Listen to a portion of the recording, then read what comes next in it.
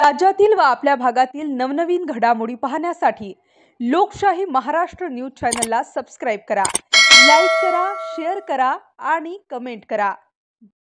जे काही कार्यक्रम आहेत त्या कार्यक्रमासाठी माजी खासदार समीर भाऊ भुजबळ साहेब उपस्थित राहणार आहेत व जिल्हा तालुक्याचे समता परिषदेश व न्यू राष्ट्रीय समाज पक्षाचे महाराष्ट्राचे जेवढे पदाधिकारी आहेत ते सर्व पदाधिकारी या कार्यक्रमास उपस्थित राहणार आहेत।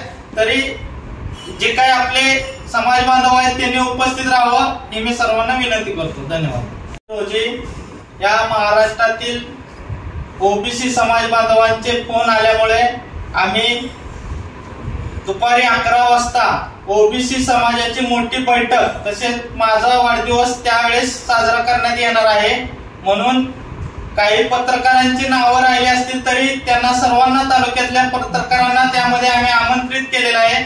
एक पत्रकार हा एक चौथा स्तंभ आहे या संविधानाचा, त्यांनाही न्याय मिळाला पाहिजे, त्यांचाही एनर्जी ऊर्जा वाढली पाहिजे, म्हणून पत्रकार पुरस्कार सोहळा आणि ओबीसी समाजाची चिंतन मनन मोठी संवाद बैठक बोलवलेली आहे। तरी सर्वांनी उपस्थित राहावं आणि या कार्यक्रमाची शोभा वाढवावी ही मी विनंती करतो। धन्यवाद। प्राध्यापक आरवाय घुटुगडे, सांगोला विधानसभा उमेदवार। आज पत्रकारांच्या समोर लाईव्ह येण्याचं कारण की 13 तारखेला रामचंद्रजी घुटुगडे साहेब यांचा वाढदिवस आहे आणि त्या निमित्तानं अखिल भारतीय महात्मा फुले समता परिषद आणि सांगोला पदाधिकारी यांची बैठक आणि रामचंद्र घुटुगडे साहेब यांचा अभिष्ट चिंतन सोहळा आणि पत्रकार बंधू आणि भगिनींचा एक सत्कार सोहळा आम्ही आयोजित केलेला आहे।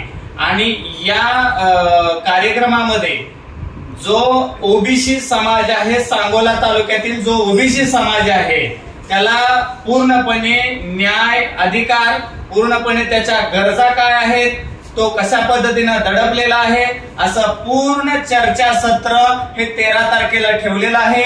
या कार्यक्रमाप्रसंगी माजी खासदार समीर भाऊ भुजबळ साहेब हे कार्याध्यक्ष येणार आहेत, त्या संबंधित त्यावेळेला चर्चा केल्या जातील। पण सांगोला तालुक्यातील तमाम ओबीसी बांधवांना माझी एकच आव्हान आहे की तुम्ही 13 तारखेला 11 वाजता तुम्ही सदानंद लॉन्सला या आणि सगळ्यांच्या इच्छा काय आहेत, ओबीसी संबंधित चर्चा काय आहे, ओबीसीवर अन्याय सरकार करत आहे याच्या संबंधी आपल्याला रामचंद्रजी घुटुगडे साहेब यांच्या वाढदिवसानिमित्त चर्चा करून आणि पुढील कार्यवाही काय आहे याच्या संबंधी निर्णय आपल्याला तुमच्या येणं घ्यायचा आहे।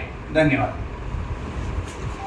या कार्यक्रमाची वेळ सदानंद हॉलला 11 वाजता सर्व कार्यकर्त्यांनी आणि सर्व पदाधिकाऱ्यांनी समता परिषदेचे आणि न्यू राष्ट्रीय समाज पार्टीचे आज माडा असेल, मान असेल, करमाळा असेल आणि महाराष्ट्रातील काही पदाधिकारी सांगोला या ठिकाणी अगदी स्टँड बसणं जवळच्या अंतरावरती सदानंद हॉल आहे। करेक्ट 11 वाजता समीरजी भुजबळ साहेब येणार आहेत। तर सर्व पत्रकार बांधवांच्या माध्यमातून मला सर्व जनतेला ओबीसी समाजाला सांगायचं आहे, तुम्ही या सहकार्य करा आणि हक्काचा लढा आपण उभारूया। सांगोला तालुक्यातली ओबीसी समाजाची महाराष्ट्रात पहिली बैठक आहे, जो आता एक GR 10 ते 15 दिवसात निघणार आहे, तो निघू नये त्याच्यासाठी मोठं संघटन हे सांगोला तालुक्यातून सुरू होणार आहे।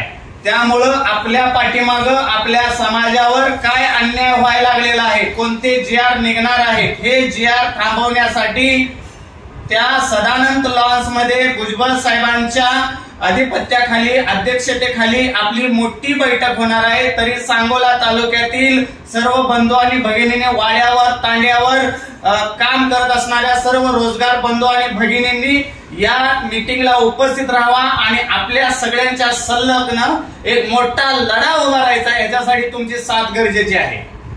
सध्याला जे काय काशीरामजींनी सांगितले की जिसकी जितनी संख्या भारी उसकी उतनी सत्य में भागीदारी, ओबीसीला सत्तेच्या प्रमाणात प्रतिनिधित्व मिळतंय का?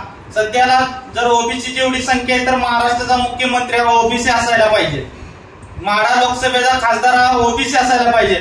आम्हाला सत्तेतली भागीदारी मिळत नाही, म्हणून जे काय वंचित राहिलेले आमच्यातली लोक आहेत 360 जाती असतानाही राजकीय आमच्यावर अन्याय केला जातोय, म्हणून ही बैठक आम्ही बोलवली आणि त्याच्यात जे काय ज्याच्यातले तज्ञ लोक आहेत ते ओबीसी मधले काम करणारे आरक्षणासंदर्भात ते सर्व लोक तिथे येणार आहेत. त्यामुळे सर्वांनी तिथं उपस्थित राहावं आणि कार्यक्रमाची शोभा वाढवावी. धन्यवाद.